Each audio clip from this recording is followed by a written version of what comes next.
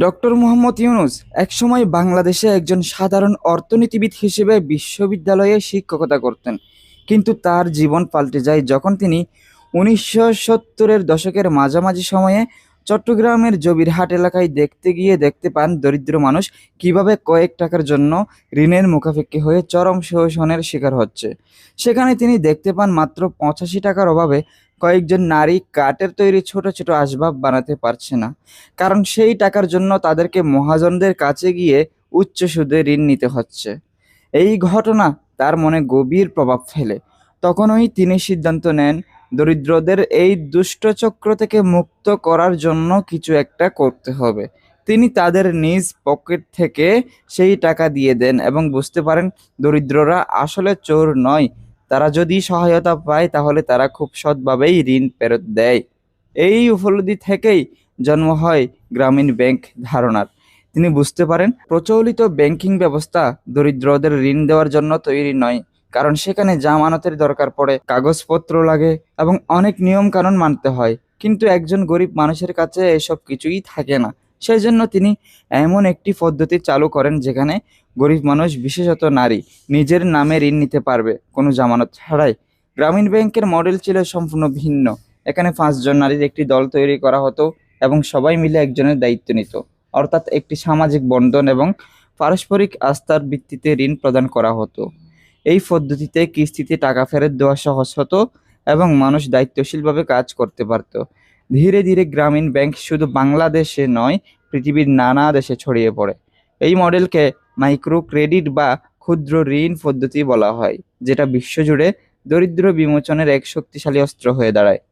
Doctor Yunus বিশ্বাস করতেন দারিদ্র্য কোনো অভিশাপ নয়, এটা মানুষের তৈরি একটা অবস্থা যেটা পরিবর্তন করা সম্ভব।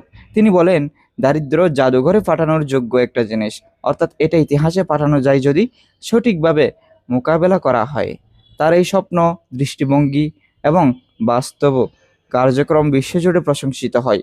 বিশ্বের বহু দেশে ইউনূসের মডেলে অনুপ্রাণিত হয়ে অনেকে ক্ষুদ্র ঋণ কার্যক্রম শুরু করেন, বিশেষ করে আফ্রিকা, এশিয়া এবং ল্যাটিন আমেরিকাতে।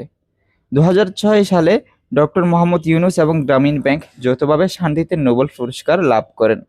নোবেল কমিটির মতে ডক্টর ইউনূস এবং তার ব্যাংক দারিদ্র্যের বিরুদ্ধে যুদ্ধের এক নতুন উপায় দেখিয়েছেন। তারা অর্থনৈতিক এবং সামাজিক উন্নয়নের জন্য নিচু স্তরের মানুষের, বিশেষ করে নারীদের হাতে ক্ষমতা তুলে দিয়েছেন। এই পুরস্কার কেবল তার ব্যক্তিগত স্বীকৃতি নয়, এটি একটি সামাজিক এবং বৈশ্বিক আন্দোলনের স্বীকৃতি। ডক্টর ইউনূসের কর্মকাণ্ড প্রমাণ পেয়েছে একজন মানুষের চিন্তা যদি সমাজের প্রতি দায়িত্ববোধ থেকে আসে, তাহলে সেই চিন্তা গোটা বিশ্বের চেহারা বদলে দিতে পারে। তিনি শুধু অর্থনীতিবিদ নন, একজন সমাজবিদ, দার্শনিক এবং কর্মবীর, যিনি অর্থনীতিকে মানবিকতায় রূপান্তরিত করেছেন। তার চিন্তা ও কাজ তাকে এনে দেয় বিশ্বের বহু সম্ভাবনা ও ডিগ্রি। তিনি বিশ্বজুড়ে বিভিন্ন বিশ্ববিদ্যালয়ে বক্তৃতা দেন এবং তার বই ব্যাংকার টু দি পুর বা গরিবের ব্যাংকার বহু ভাষায় অনূদিত হয়েছে। তবে তাকে নিয়ে বিতর্কও হয়েছে। অনেকে বলেছেন ক্ষুদ্র ঋণের মাধ্যমে কিছু মানুষ ঋণের জালে ধরা পড়ে আরো কষ্ট পাচ্ছে। তবে এই কথাও সত্য যে যে এই মডেল লক্ষ লক্ষ মানুষকে দারিদ্র্য থেকে মুক্ত করেছে। শুধু অর্থনৈতিক নয়, সামাজিকভাবেও নারীরা অনেক বেশি আত্মনির্ভরশীল হয়েছে। গ্রামীণ ব্যাংকের অধিকাংশ গ্রাহক নারী এবং তার স্বামীর সংসারে অনেক বেশি সম্মান পেয়েছে এই আর্থিক স্বাধীনতার কারণে। নোবেল পুরস্কার পাওয়ার পর ইউনূস বিশ্বজুড়ে সোশ্যাল বিজনেস ধারণাটিও প্রসারিত করেন। তার মতে ব্যবসা কেবল মুনাফার জন্য নয়, সমাজের কল্যাণের জন্যও হতে পারে। এই ধারণা থেকে ইউনূস সোশ্যাল বিজনেস মডেল তৈরি করেন, যেখানে উদ্যোক্তা বিনিয়োগ করে কিন্তু লাভ নয়, সামাজিক প্রভাবই হয় মূল লক্ষ্য। অনেক আন্তর্জাতিক কোম্পানি তার এই ভাবনায় কাজ করে চলছে, যেমন ড্যানন, এডিডাস ইত্যাদি। একজন বাঙালি হিসেবে ইউনূসের এই বিস্ময় সফলতা বাংলাদেশের জন্য ছিল এক অনন্য গৌরব। তিনি প্রমাণ করেছেন উন্নয়নের পথ কেবল সরকারি প্রকল্প বা বিদেশি সাহায্যের উপর নির্ভর করে না। প্রিয় দর্শক, ভালো থাকবেন।